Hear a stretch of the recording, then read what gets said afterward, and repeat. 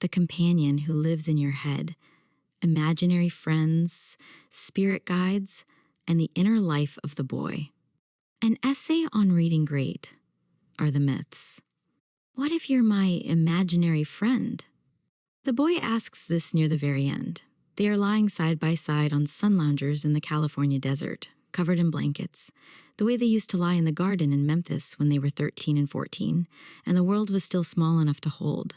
The novel has spent nearly 300 pages building to this moment, and then, true to itself, it refuses to resolve it. Birdie deflects. She laughs. She says, "If I am, you've made me so real I feel mighty alive." And then, once he has fallen quiet, she thinks to herself, "Sometimes I think he is my imaginary friend too." The question hangs in the desert air like heat. And that is exactly where the novel wants it. Unanswered, shimmering, alive with possibility. This essay is about that possibility.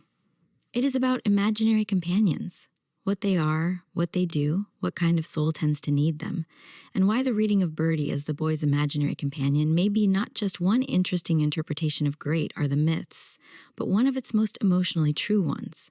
It is also about something more speculative, more metaphysically playful, the idea that an imaginary companion might not simply be invented but might instead arrive, a pre-existing entity who inhabits a dreamscape or parallel world until called forth by a longing soul, and then, once they are no longer needed as a daily presence, retreats back into that landscape, not gone but folded into the texture of memory, myth, and ongoing interior life.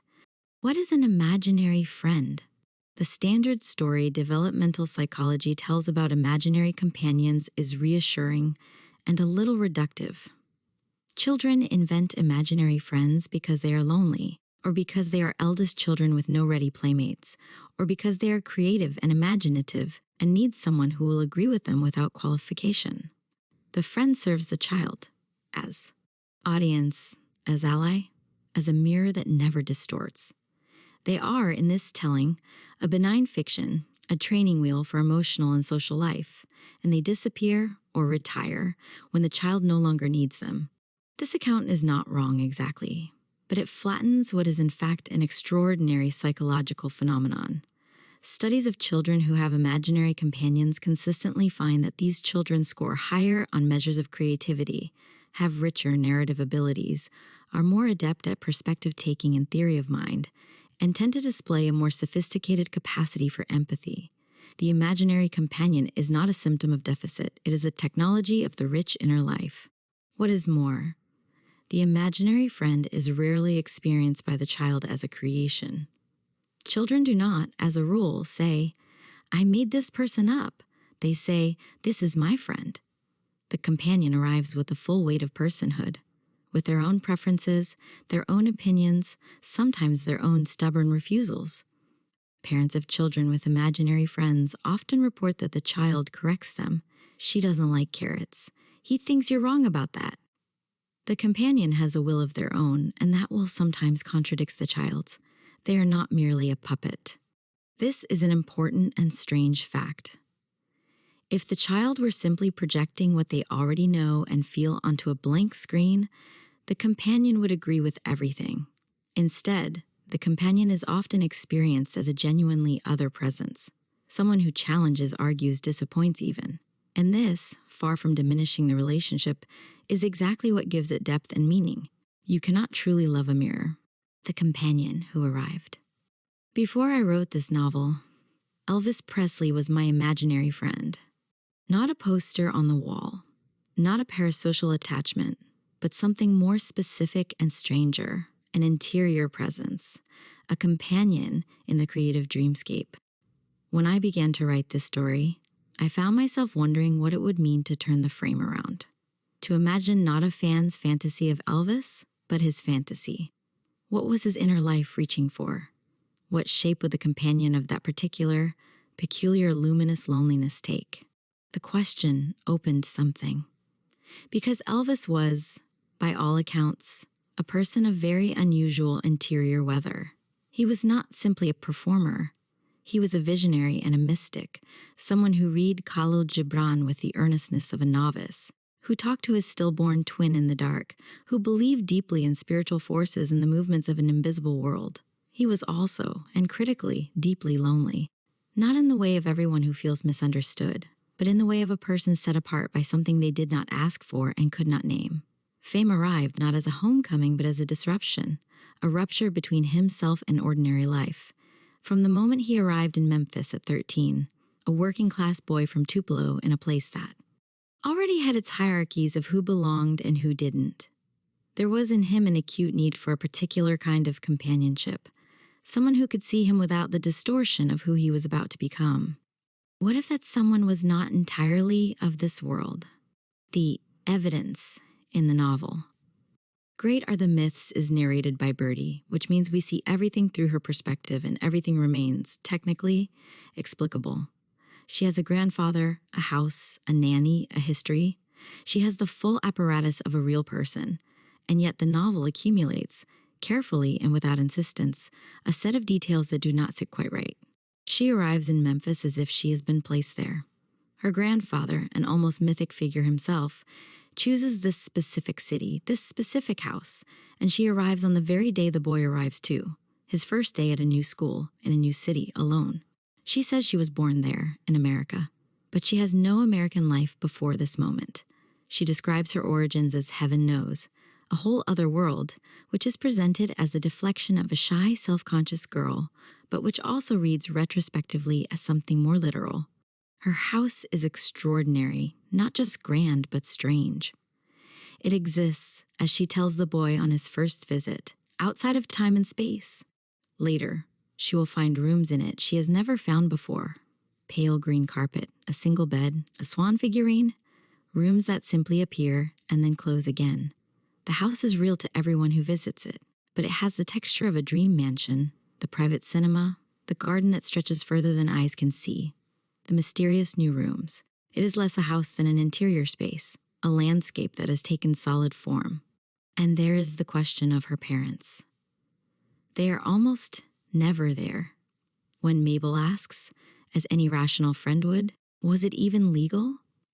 For Birdie to have lived in this house alone as a child, Birdie registers the strangeness. There's something in my mind that won't let me look at it straight, like it's fogged over. It is one of the novel's most quietly uncanny moments. She cannot examine her own origins too closely. The logic of her existence is not that kind of logic. Most telling of all is the quality of her relationship with the boy. He says to her very early, when they're just 16, "Feels like you already live in my head, so there's no point hiding nothing." He says it casually, as a statement about intimacy, not metaphysics, but the novel has placed it here deliberately. She already lives in his head, he senses it. He cannot say what it is, only that there is no distance between her knowledge of him and his knowledge of himself. As he grows famous, she retreats. This is rendered as a psychological response to fame, her discomfort with the machinery of stardom, but it also follows the logic of the imaginary companion perfectly. The more he is claimed by the real world, the more the crowd surrounds him, the more his identity is constructed for him by the culture and the camera and the screaming girls, the less room there is for the interior companion. She says herself, "I can't be anywhere near the eye of the storm." She runs in the opposite direction, yet she remains. A presence felt from a distance, a warmth in the mind, a voice that carries across the country. At Bryn Mawr commencement, she drifts into his mind like a light, jolly fog. She sees him eating lunch on a studio set in Los Angeles. She sees him sitting on his bed at the Beverly Wilshire. She hears him sing, and she hears him, across that distance, say to no one, "Go get him, little girl." He is talking to a room. He is talking to her. He does not know the difference. The spirit guide in the dreamscape. Let me push further, into the territory the novel has earned, but chosen not to occupy explicitly. The imaginary companion, as children experience them and as the research describes them, arrives. They are not assembled from scratch, but discovered. When asked about their imaginary friends, children often say things like, "She was just there one day," or "I found him." There is a mythology, very old, very widespread, of the spirit companion, the daemon, the fetch, the guide figure who exists in a parallel register of reality and makes contact with certain human souls at certain moments of need. Socrates had his daemonion, his interior voice that guided him. Native American traditions speak of spirit helpers encountered in vision states. The Romantics wrote extensively about genius as an external presence that visits the artist rather than an internal capacity they possess. This tradition suggests something the clinical literature has no language for, that the imaginary companion may not be imaginary at all in the sense of being fabricated, but may instead be a real presence in another register of experience, one that the child, more permeable, less defended by the thick wall of adult consensus reality, can access and give form to. The companion inhabits what Birdie calls, near the end of the novel, a parallel universe, a phrase she uses almost dismissively, then lets fall. Maybe these times are just echoes of past lives or different versions of a life just out of reach. In this reading, Birdie pre-exists the boy. She exists in a dreamscape. Call it the mythical landscape the novel's title invokes, the Whitman land of imagination and longing and America as dream. And she has been waiting, in whatever form waiting takes in such places, for a soul who needs her particular quality of companionship. When a 13-year-old boy from Tupelo arrives in Memphis lonely and already extraordinary, already carrying something the world is not quite ready for, she is drawn into proximity. She takes the form of a girl his own age, bookish, funny, strange, from somewhere inexplicably far away, and she arrives on his first day of school. This is not magic in the flashy supernatural sense. It is something quieter and stranger, the way inner life constellates around its needs, the way a dreaming mind, under sufficient pressure of longing, can summon its own comfort and interlocutor. The boy needed someone who would. See him before the world decided who he was. Birdie saw him. Whether she arrived from within or without, from his own unconscious or from some adjacent frequency of reality, the function she served was that of the true companion, the one who knows you before you know yourself. What the imaginary companion does. There is a particular kind of loneliness that precedes greatness. It is not ordinary loneliness. It is the loneliness of being ahead of your time, of carrying a frequency that hasn't yet found its broadcast tower. Elvis Presley felt this in Memphis in 1948. He was a boy who heard music that didn't have a name yet, who moved in ways that hadn't been codified as movement yet, who held in himself a synthesis of black and white musical traditions that the culture was not yet ready to call beautiful. He was ahead, and ahead is a very lonely place. The imaginary companion serves this kind of loneliness specifically. What the companion offers is not just company, but recognition. The experience, so rare and so necessary, of being seen in full. Birdie sees the boy not as the town of Memphis sees him, poor, a little odd, not quite the right kind of people, not as his mother sees him, a miracle, a substitute for his dead twin, someone she must protect from her own love, and not as America will come to see him, a symbol, a threat, an icon, a product. She sees him as he is, in the continuous present tense of their friendship, funny, tender, vain, self-conscious, gifted, afraid. This is the gift. This is what the companion provides. And notice what happens in the novel when he begins to achieve fame. Birdie's hold on him both tightens and loosens simultaneously. He needs her more. He needs me more now, and he needs me less. I don't know how else to describe it. The more the world constructs a version of him that isn't him, the more he needs the companion who knew him before. But she cannot survive in the hurricane of fame. She keeps slipping out of the frame.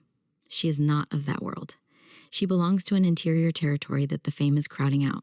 This is, again, perfectly consistent with how imaginary companions work across childhood and early adulthood. They recede not because they are abandoned, but because the external world grows louder and takes up more room. The companion does not die.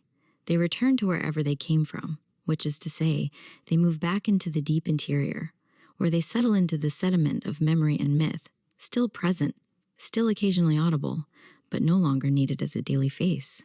By 23, the boy is Elvis. He is also, in some irreversible way, no longer only himself. Birdie has done what she came to do. She has walked him through the transition. From the lonely 13-year-old that humes high to the young man arriving in California to make movies and begin the long, strange business of being a symbol. She can fold back now into her mythical landscape, not because she never existed, but because the need that called her forward has changed shape. Why? This reading is the most true one. But here's where I want to be careful, because Great Are the Myths does not say this. It does not say Birdie is an imaginary friend. It puts the question in the boy's mouth and immediately has him retract it. It's all nonsense anyway. And then has Birdie privately entertain it and then let it go. The novel earns its ambiguity. Birdie is a fully realized character with her own story, her own arc, her own interiority. She is not reducible to a projection or a function. And yet, and this is what I mean by emotional truth, the imaginary companion reading is not a reduction. It is an elevation. It does not diminish Birdie to say that she might be the boy's interior companion made flesh. It says something magnificent about the boy's inner life, about the quality of the world he carried within himself, about the fact that a longing soul, given sufficient imaginative pressure and sufficient need, can summon a companion of extraordinary richness and complexity and vitality. The imaginary friend is not less real than a real friend. Ask any adult who had one. Ask anyone who has lost one. The imaginary companion has weight, history, preference, and will. She can disappoint you. She can argue with you. She can go away and leave you in genuine grief. When Birdie says, "If I was your imaginary friend, why would we ever argue or have differences? Why would I have a life away from you?" She is making the case for her own reality, and she is right. But she is also describing the most sophisticated and most emotionally honest form the imaginary companion takes. Not a perfect mirror, not an endlessly agreeable puppet, but a genuinely other presence who sometimes stands apart. This is Birdie. She is the companion who is other enough to be real. She loves him without serving him. She sees him without worshiping him. She leaves, genuinely leaves, has her own life, marries another man, has a child, and yet remains. The novel ends with her still present in the texture of the boy's mind, still there in the room, even when she is not in the room, and the Whitman poem that closes it. I dream in my dream all the dreams of the other dreamers, and I become the other dreamers. Gives us the only mythology adequate to what they share, not mere friendship, not mere love, but a dreaming together that crosses the borders of individual selfhood. The myth she comes from. The novel's title is drawn from Whitman's great democratic poem. Great are the myths. I too delight in them. And this is not incidental. Birdie is a myth, not in the sense of being false, but in the sense of being what myths are. The stories we tell to carry what is too large and too essential for ordinary narrative. Elvis Presley became a myth in his lifetime. He was an American myth. The poor boy made good, the body that changed culture, the spirit that rose and fell and rose again. But before he was America's myth, he was a 13-year-old boy in Memphis who needed the particular myth that would see him through. That myth came in the form of a girl, a peculiar, funny, large-spirited, inexplicably placed English girl in a big white house at the edge of town, who saw him before he was anyone, who kept a room for him, who walked him through the early years of his becoming. And when he was ready, when he had settled into his own mythology, his own landscape, she returned to hers. The dreamscape she came from, and returned to, is not nothing. It is the place where all the great imaginary companions live, the inner country that children visit and artists inhabit and saints and mystics sometimes stumble into. It is the country of genuine longing, where the imagination doesn't merely decorate reality but generates it, calls presences forward, makes real what was only possible before. This is the territory Elvis Presley moved in all his life. In his music, in his spiritual seeking, in the intensity of his longing for something he could never quite name. He spent decades reaching towards something beyond the visible. Maybe that reaching began at 13, in Memphis, on the first day of school. Maybe she was already there, waiting. A note on the author's origin story. It is worth sitting with for a moment the way this novel began. As a child, Elvis Presley was the author's imaginary friend. This is not a metaphor. It is a statement about the nature of imaginative life and what it makes possible. To grow up with Elvis as an interior companion is to grow up with the mythology already inside you. Not as received cultural material, but as lived experience, as something you carried in your own self. And when it came time to write about him, the question naturally arose, what would his have been like? Not who did Elvis love, or who loved Elvis, but what presence lived in his interior world the way he had lived in the author's. This is a profoundly generous, imaginative act. It is not about a fan and their idol. It is about the mutuality of the imagined. The recognition that if imaginary companionship moves in one direction, it might in some sense move in both. that the energy of longing and recognition is not unidirectional. The child who needed Elvis as an interior companion and the young man who needed Birdie are, in some deep structural sense, asking the same question: who will see me? Who will know me? Who is there before I become what the world makes me? The novel is the answer to that question, and the imaginary companion reading is the key that opens it widest. After she goes. The boy ships out in October. Birdie's baby arrives in November. The novel ends with its last great symmetry, his departure from the world of private life, her arrival into a new kind of permanence. They have both crossed over. But notice what the novel does not say. It does not say Birdie disappears. It does not say the connection ends. What it says is that she sees him briefly at a funeral, that he doesn't notice her pregnancy, that his mind is elsewhere. And then, tenderly, that she does not know whether to tell him about the baby, decides to let him decide for himself, and finally understands that this is a new kind of relationship now, not ended but transformed. This is exactly how the imaginary companion ends, or rather doesn't end. They do not vanish. They settle. They move inward, deeper, into the place where formative experiences live as permanent fixtures of the self. The boy will carry Birdie, the way he carries everything that shaped him, as part of his substance. Her presence in him is not archived or canceled, it is metabolized. It becomes part of the quality of his longing, the texture of his art, the particular note of sweet sadness that lives in his best singing and that millions of people across generations have pressed their hands to their hearts to feel. That quality, that longing, is what happens to love that has nowhere else to go. It becomes music. It becomes myth. It becomes him. Birdie is a myth. Elvis is a myth.